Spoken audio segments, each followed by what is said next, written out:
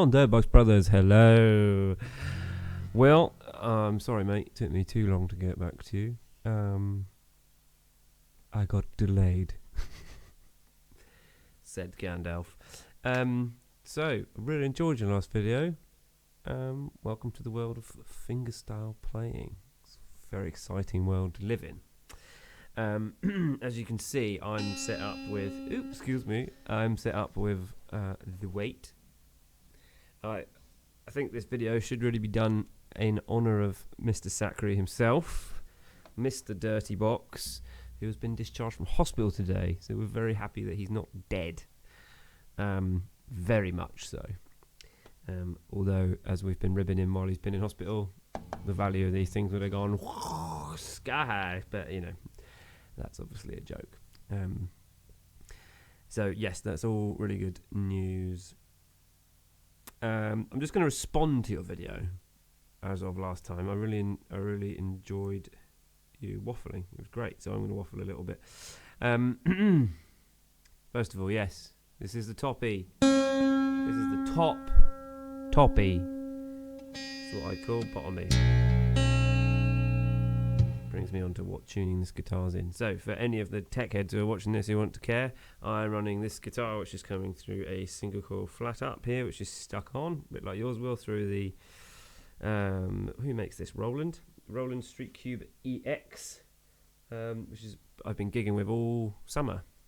I bought it for a gig that never happened, for a beer company named after the horrible disease that's killing everybody. And that company can fuck themselves because they cancelled on me the day before the gig. And I'd already spent £500 because they said it was battery powered only. So, fuck you. Anyway, but I'm quite glad I bought it because this amp weighs nothing. It's got lovely presets on it.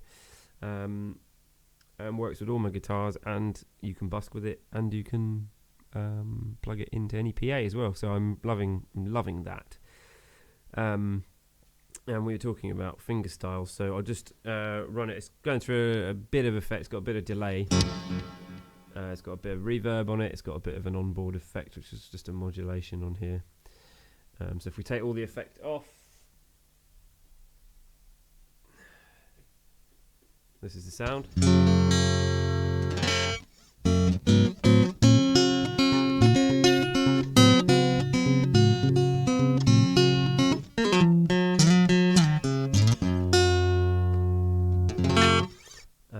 Which sounds fine. I, for one, like it with all the other bits and bobs on there. I think it sounds great.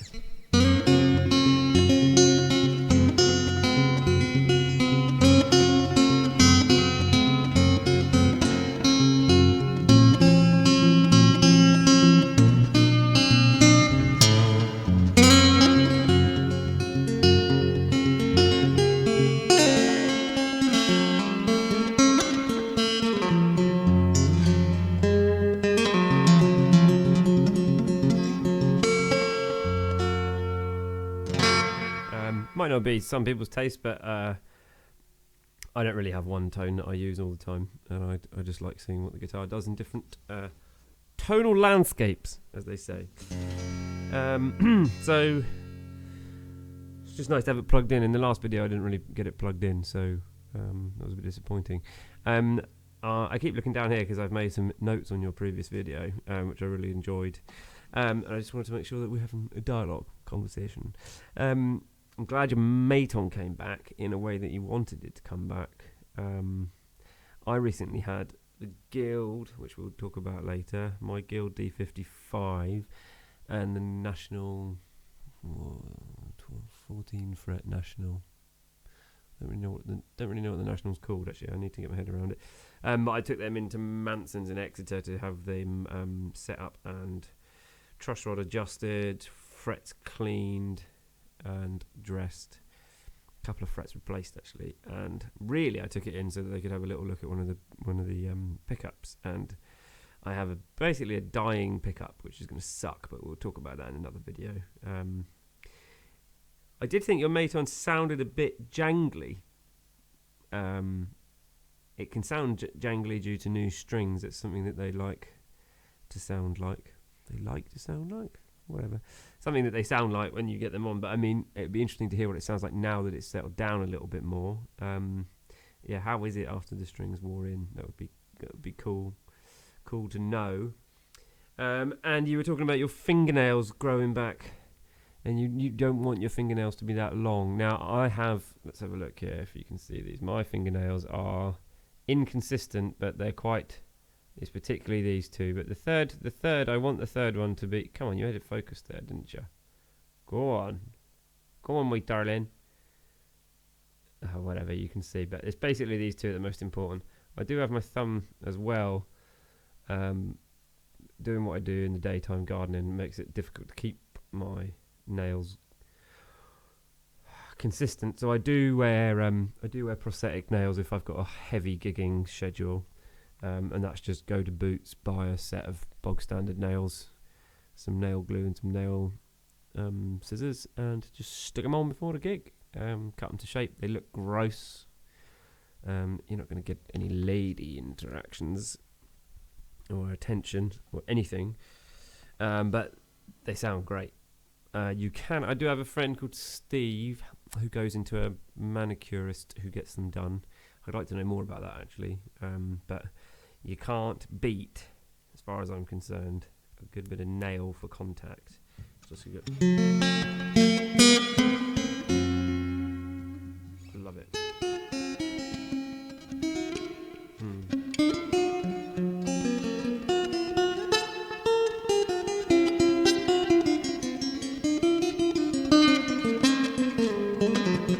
You can see I rehearsed really well for this video.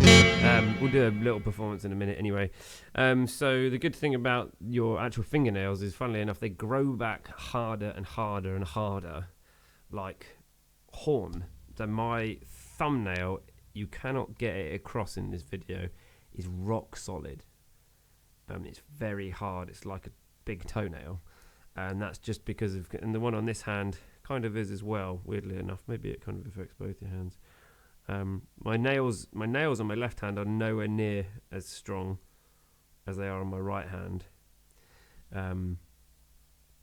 But yeah, it's like shaving, I suppose. Something I need to do. It just grows back more and more and more every time. So you got that to look forward to, which is great. It's great. Now I was hoping to demonstrate to you something about my thumb pick selection, but because they spread so thinly all over the place, it hasn't really come across very well. I don't think I've got my other one in here. So you're just gonna have to take my word for it, really. They come in packs of 5. Well, you can buy them individually, but I buy them in packs of 5, and I've got these different selections. So the only practical difference between these, which are called tortoise shells, for anyone who cares, tortoise shell Jim Dunlops and the white Jim Dunlops, is the colour, as far as I know. I use L for large. You can get extra large and medium and small, but they don't. Even these ones cut the circulation off in the tip of my thumb if I wear them for too long. And then I do have, for all other times, my Jim Dunlop metal. I've got a lot of these. I love them dearly. You can see they've got these rounded edges on the very tip. God, I need to get my head around how you focus this camera. Go on, darling. There. Oh, now we're talking. No. Well, I'm sure you've seen it a little bit. It's like lipped, like the lip of a jug. And that means you glide off and on the corner. So if I try and play it, let me take the delay and stuff off this again. So if we try and do that banjo piece I was playing and failing, but you play it with a pick, you would have thought that perhaps it wasn't going to work very well because of it being metal, but actually you can really get a good wiggle on you. Come on.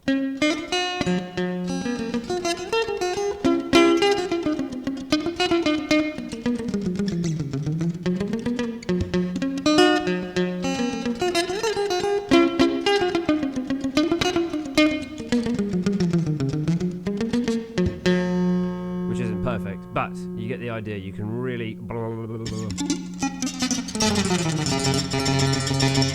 this as well, but it's got this like metallic sound to it, so it's worth getting one of them in your arsenal. I think they're fucking awesome, if I can swear. and I just did. So fuck it. I've just been, under Dan's recommendation, reading Robert Prissig's Zen and the Art of Motorcycle Maintenance, which is a classic 40 odd years ago. And there's a bit in it where he talks about classic versus romantic. What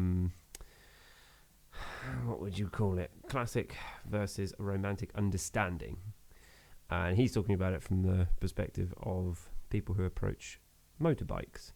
I just wanted to read you a bit from the book, because it applies to something I think you were talking about before, particularly with having the Maton back and it being a thing of beauty. You go into a guitar shop and you think, God, that's gorgeous. I really want that. And then you pick it up and you're like, not really sure I want it anymore. He really gets his head around it, and I love it. So I thought I'd just read you a little bit from this book. So he says, a classical understanding sees the world primarily as underlying form itself, whereas a romantic understanding sees it primarily in terms of immediate appearance. Romantic thinkers are fueled by inspiration, intuition, creativity, and imagination. They value the outer beauty or art and are led by their feelings, whereas classical thinkers value systems, laws, and logics. To them, the inner workings of a thing is much more important than its surface appearance. He goes on to write, although surface ugliness is often found in the classic mode of understanding, it's not inherent in it. There's also a classic aesthetic, which romantics often miss because of its subtlety. The classic style is straightforward, unadorned, unemotional, economical, and carefully proportioned. Its purpose is not to inspire emotion, but to bring order out of chaos and make the unknown known. It's not an aesthetically free and natural style. It is aesthetically restrained. Everything is under control. Its value is measured in terms of the skill with which this control is maintained. That's who I want to fix my guitar, a classical thinker. I want to give my guitar to someone who has more classical thinking than he does romantic thinking. I want them to look at it as a machine and see its parts and make it function within the context of how it's built, because as a piece of engineering, guitars are amazing, as are all musical instruments. But then, so he goes on, to a romantic, this classic mode often appears dull, awkward, and ugly, like mechanical maintenance itself. Everything is in terms of pieces and parts and components and relationships. Nothing is figured out until it's run through the computer a dozen times. Everything's got to be measured and proved, oppressive, heavy, endless, grey, the death force. Within the classic mode, however, the romantic has some appearances of his own: frivolous, irrational, erratic, untrustworthy, interested primarily in pleasure-seeking, shallow, of no substance, often a parasite who cannot or will not carry his own weight, the weight, a real drag on society. By now, these battle lines should sound a little familiar. It's a great book. It's mind-blowing, actually. Really, really good. It brings me on to something that I want to talk about in some of these videos, which is something I realised recently, is I really don't know what I'm doing. I know what I'm doing. I'm a romantic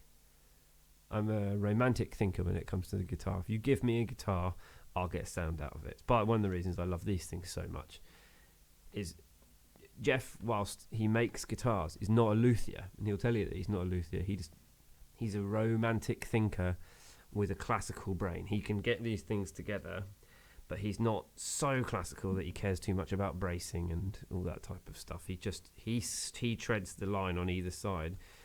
Whereas I think you tread very much into the romantic side of things. You appreciate its beauty, you want it to work. If it doesn't work, then damn your eyes, I'm not going to get in there and sort it out. I'll get someone else to do it.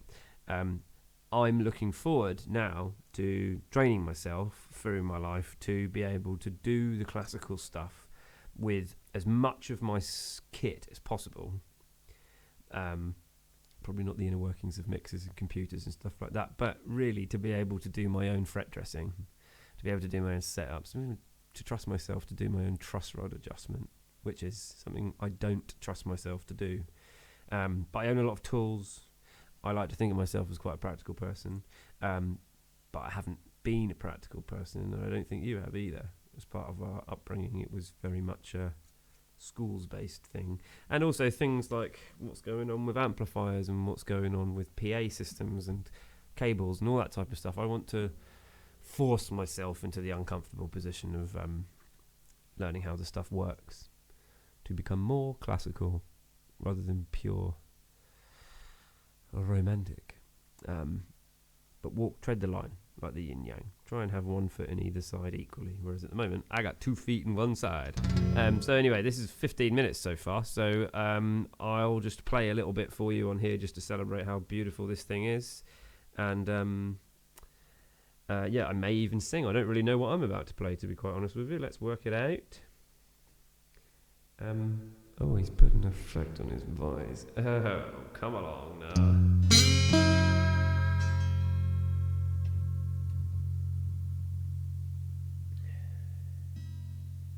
I know what I'm going to do.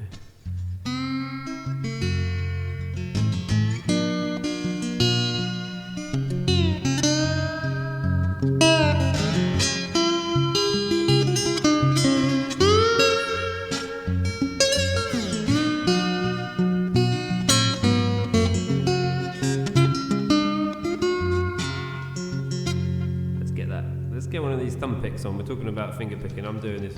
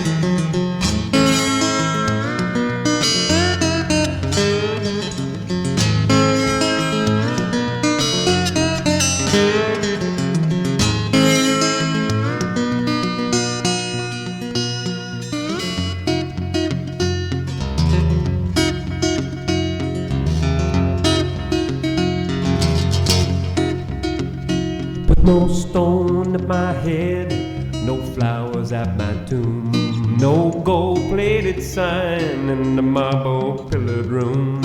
Oh, one thing I want when they lay me in the ground, when I die, tear my still house down. So come on, tear my still house down. Let it go to rust, don't you leave no trace of a hiding place where I made that evil stuff. For all my time and my money, profit did I see that old copper kettle was the death of me.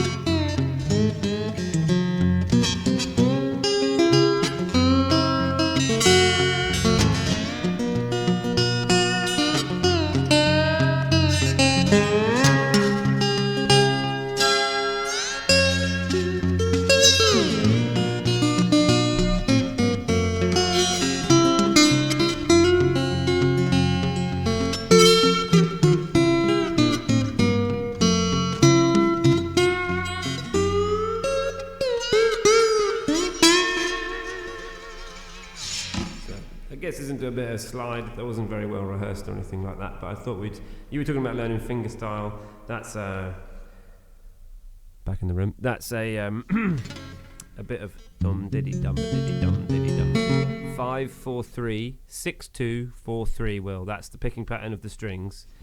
5 4 3 6 2 4 3. 5 4 3 6 2 4 3 5 4 3 6 2 4 3 5 4 3 6 2 4 3 5 4 3 6 2 4 3 5 4 3 6 2 4 3 5 4